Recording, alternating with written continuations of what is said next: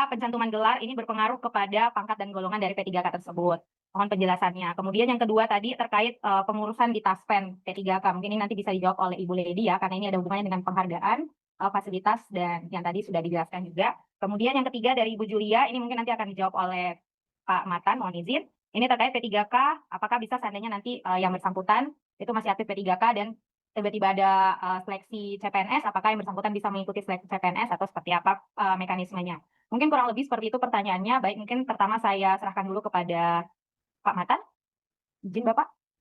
Untuk sampai saat ini terkait dengan usul kenaikan pangkat bagi P3K belum ada regulasi baru. Tetapi khusus untuk pencantuman gelar itu otomatis pasti akan berpengaruh terhadap gaji sesuai dengan golongan, di mana kalau pengangkatan P3K dengan pendidikan SMA itu otomatis dia masuk di kelas golongan 5 ya.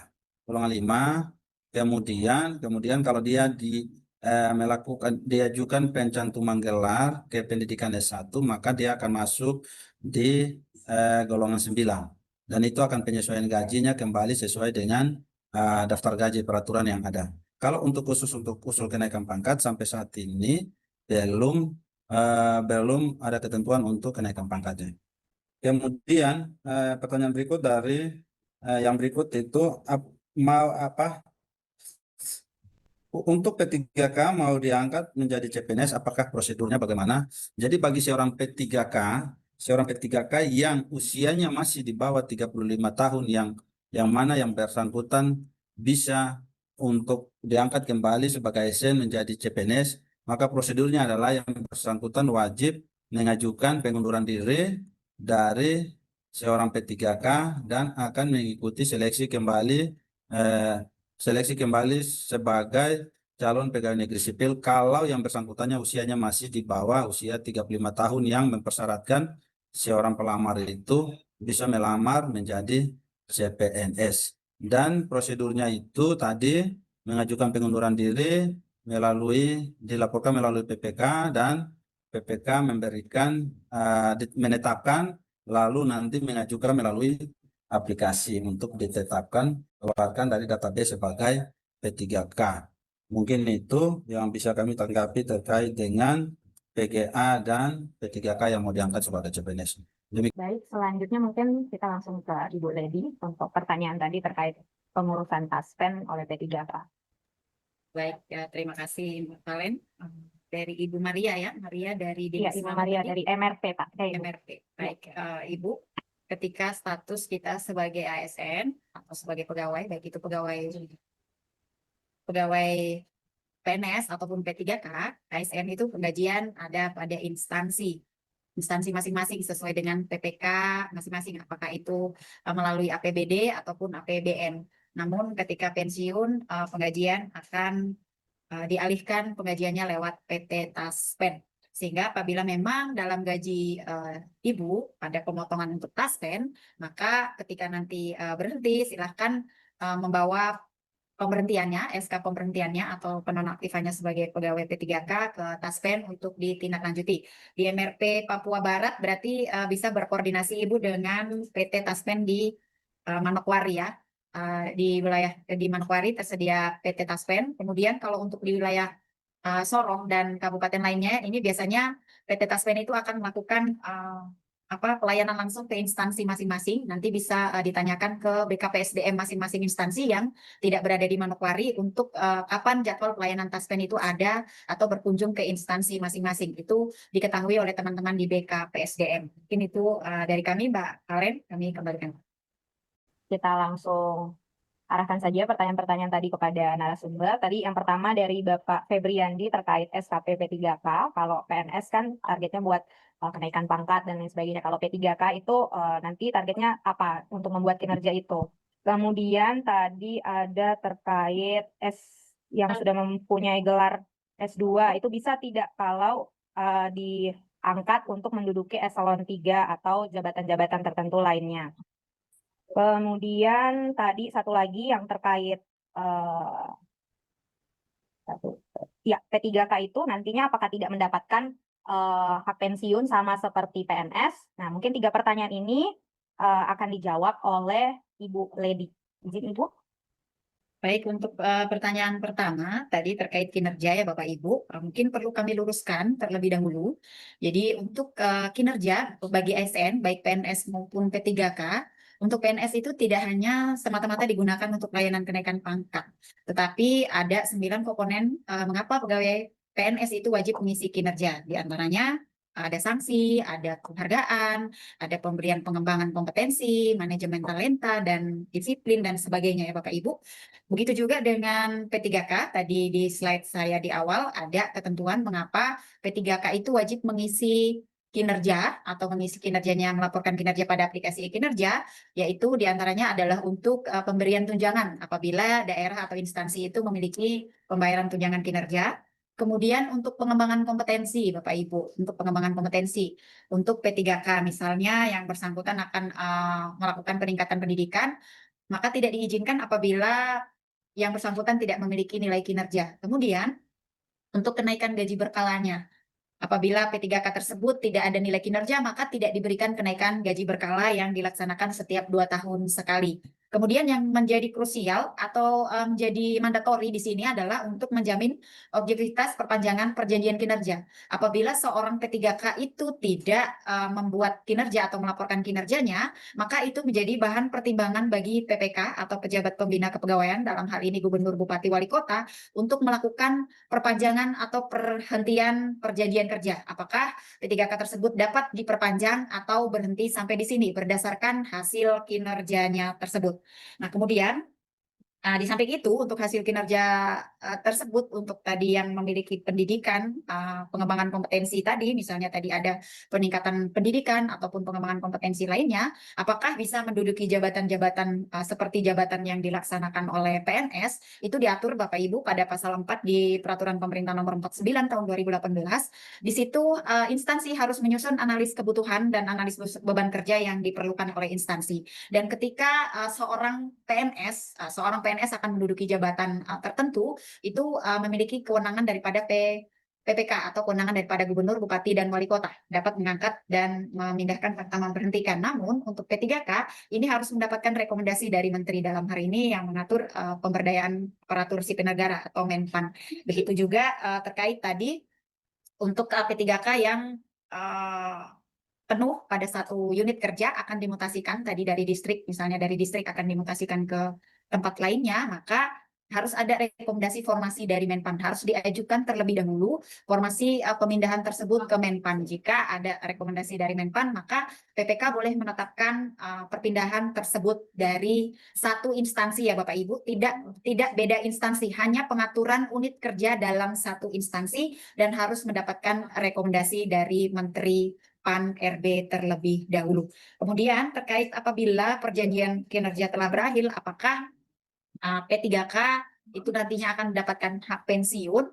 Kalau di Undang-Undang Nomor 20 2023 ini dimungkinkan akan adanya pensiun untuk P3K. Namun sampai saat ini belum ada ketentuan teknisnya yang mengatur tentang pensiun P3K. Demikian Mbak Valen.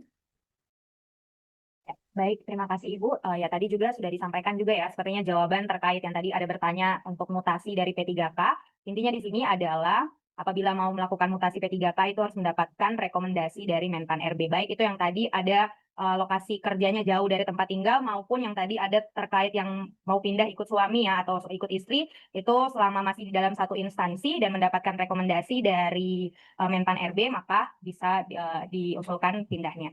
Kemudian mungkin yang satu lagi tadi terkait pertanyaan dari Kak Nathan, guru dari Kota Sorong, itu mengenai pengalihan guru dan nakes, pengalihan P3K guru dan nakes yang rencananya akan dialihkan ke PNS. Apakah ada update terbaru terkait hal tersebut atau memang itu hanya masih berupa isu ataupun rencana? Mungkin ini bisa dari Bapak Nathan terkait pengangkatan P3K-nya. Baik, terima kasih untuk pertanyaan Pak Nathan. Pak Nathan ini namanya sama dengan saya tapi beda sedikit ya. Nathan, kalau saya Matan. Oke, terima kasih untuk pertanyaannya terkait dengan isu pemerintah yang akan melakukan mengeluarkan kebijakan terkait dengan pengalihan ASN dalam hal ini P3K ke PNS. Untuk sampai saat ini belum ada regulasi yang menetapkan terkait dengan pengalihan tersebut. Jadi dapat kami sampaikan bahwa sampai sekarang belum ada kebijakan atau regulasi yang mengatur tentang pengalihan tersebut. Kalaupun itu isu pemerintah, maka itu nantinya akan dikeluarkan regulasi dan petunjuk teknis untuk dilakukan pengalihan. Jadi sementara ini belum terlaksana sampai saat ini. Yang P3K masih tetap statusnya P3K sesuai dengan waktu kontraknya, dan yang CPNS sesuai dengan TMT pengangkatan sampai usia pensiunnya. Itu terkait dengan isu pengalihan guru dan tenaga kesehatan dari P3K ke CPNS. Kemudian tadi terkait dengan jabatan itu, apakah seorang P3K yang sudah pencantuman gelar dari SMA ke S1, S1 ke S2, apakah bisa diangkat menduduki jabatan eselon 3 dan eselon 4? Dapat kami sampaikan sesuai regulasi bahwa berdasarkan PP 49 tahun 2018 diatur di sana pasal 2 ayat 1, jabatan ASN yang dapat diisi oleh P3K yaitu meliputi jabatan fungsional dan jabatan pimpinan tinggi. Maka untuk menduduki jabatan struktural eselon 3 dan eselon 4 belum ada ketentuannya. Oleh sebab itu, untuk P3K jabatan lain yang nanti akan diisi sesuai dengan fungsi manajemen yang ditugaskan oleh PPK masing-masing. Mungkin itu yang dapat kami tanggapi. Ini juga mohon maaf kami tambahkan, ini bukan hanya diatur di PP 49 tetapi juga di Undang-Undang 20 tahun 2023.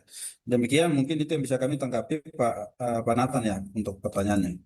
Jadi tadi ada satu yang tertinggal pertanyaannya. Jadi kalau misalnya P3K itu kan ada masa kerjanya. Dan misalnya 5 tahun, itu apakah setelah P3K tersebut menyelesaikan masa kerjanya itu apakah nanti akan secara otomatis dilanjutkan atau yang bersangkutan langsung berhenti masa kerja ketika masa kerjanya itu sudah habis. Begitu Bapak. Oke, baik, terima kasih. Terkait dengan masa kerja P3K maksimal 5 tahun untuk kontrak pertama.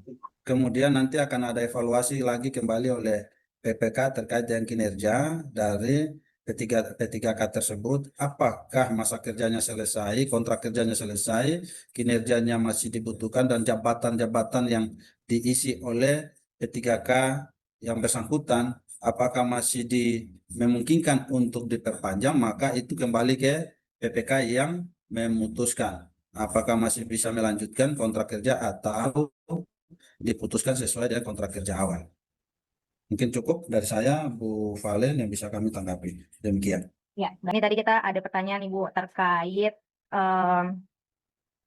apa tadi pengembangan kompetensi. Jadi sertifikat apa saja sih yang bisa diklaim untuk diupload ke dalam MyASN Ibu? Bisakah sertifikat webinar kah atau ada workshop begitu? Apakah boleh diklaim juga oleh P3K? Dan kemudian kira-kira untuk P3K ini untuk kewajiban 24 JP-nya itu dalam jangka waktu berapa lama ya? Apakah setahun atau ada waktu tertentu P3K harus memenuhi 24 JP? Baik, silakan Ibu. Baik, Mbak Valen, untuk untuk dalam P3K untuk mengembangkan kompetensinya, ini Bapak Ibu bisa mengembangkan melalui kegiatan seperti saat ini ya. Ada kegiatan webinar ataupun sosialisasi atau BIMTEK yang di mana itu mendukung pekerjaan dari Bapak Ibu sekalian ya. Jadi bukan hanya pada saat webinar ini, tapi kalau misalnya ada webinar-webinar yang diselenggarakan dari mungkin BKD ataupun BKPSDM ataupun mungkin Kementerian Keuangan yang terkait dengan jabatan Bapak Ibu yang mendukung pekerjaan Bapak Ibu di dalam pelaksanaan pekerjaan Bapak Ibu, silahkan Bapak Ibu mengikuti dan dapat dan pada saat Bapak Ibu diberikan sertifikat, itu silakan Bapak Ibu upload ke tadi yang sudah diputar videonya oleh Ibu Lady. Di situ Bapak Ibu bisa melaporkan hasil dari kegiatan pelatihan Bapak Ibu melalui Zoom. Jadi tidak harus tatap muka ya Bapak Ibu ya untuk mendapatkan sertifikat, tetapi lewat Zoom ini itu juga akan sangat mendukung Bapak Ibu dalam mengembangkan kompetensi Bapak Ibu. Nah, Bapak Ibu untuk tahun ini, tahun 2025, itu untuk sertifikat yang diupload itu adalah 1 tahun terakhir ya. Jadi tahun 2024. Nah, kalau Bapak Ibu punya sertifikat tahun 2024, silakan Bapak Ibu upload di MySN. Tadi sudah sempat diputarkan oleh Mbak Nadia. Mungkin nanti kalau masih ada waktu, Mbak Valen mungkin diulang lagi ya untuk pemutaran videonya ya supaya Bapak Ibu bisa menyimak lagi dengan baik bagaimana cara penguploadannya. Jadi yang diupload adalah tahun 2024 ya. Tahun 2024 maka akan muncul penilaiannya di tahun 2025. Jadi kalau Bapak Ibu ikutnya di tahun 2025 itu nggak apa-apa. Bapak Ibu silahkan upload saja, tapi untuk nilai tersebut itu akan dinilai di tahun 2026 ya. Kalau kemarin Bapak Ibu 2024 ada, silakan diupload sebelum batas waktu yang ditentukan dalam penutupan untuk peningkatan kompetensi ya. Jadi ini ada batas waktu ya untuk penguploadannya. Jadi mohon kalau Bapak Ibu yang tahun 2024 ada, silakan diupload. Jadi untuk 1 tahun ini tadi sudah disampaikan Ibu Valen bahwa untuk P3K adalah 24 JP ya. 24 JP dalam 1 tahun. Jadi Bapak Ibu, sertifikat Bapak Ibu itu biasa ada tertulis jamnya, jam JP-nya itu silakan dimasukkan. Jadi untuk webinar, sosialisasi, BIMTEK, ataupun kegiatan apapun yang ada sertifikatnya yang menunjang pekerjaan Bapak Ibu dalam di kantor, silahkan diupload di MyASN. Untuk tahun 2025 itu adalah tahun 2024 sertifikatnya yang akan diunggah. Sedangkan untuk tahun 2025 Bapak Ibu bisa mengunggahnya tapi akan dilakukan penilaian di tahun 2026. Mungkin itu Bu Valen yang bisa saya sampaikan. Izin Bapak masih mute audionya. Semut. Oke, Ya, silakan Bapak. terkait dengan pertanyaan yang pertama tadi saya ada catat sebelum yang PGA, apakah ketika P3K itu mengusulkan PGA, maka apakah ada perubahan SK kontrak? SK kontrak. Kemudian yang kedua, kenaikan gaji berkala itu bagaimana? Mungkin saya respon yang pertanyaan yang terkait kenaikan gaji berkala.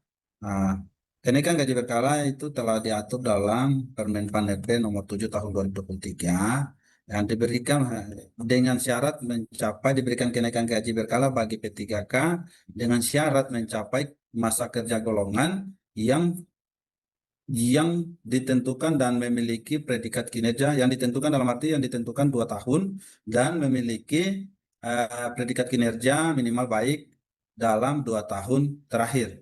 Pengusulan kenaikan gaji berkala tersebut diajukan ke instansi kepegawaian maksimal 2 bulan sebelum tanggal berlakunya kenaikan gaji berkala agar memastikan gaji baru bagi P3K itu sebelum jatuh 2 tahun sudah bisa dibayarkan. Kemudian yang diusulkan lebih dari 2 tahun itu bagi untuk golongan 7, 9, dan 10. Namun khusus untuk golongan 5 itu lebih dari 1 tahun sudah bisa diajukan untuk kenaikan gaji. Nah, itu diatur dalam Permen.Pan RB nomor 7 tahun 2023. Kemudian pertanyaan berikut, apakah bagi P3K yang usul PGA yang sudah ditetapkan itu terkait dengan SK kontrak berubah apa tidak? Untuk SK kontrak tidak berubah, namun nanti ada perubahannya di gaji sesuai dengan pendidikan. Ketika yang bersangkutan awalnya diangkat kontrak dengan pendidikan SMA, kemudian diajukan pencantuman gelar K1, maka golongan.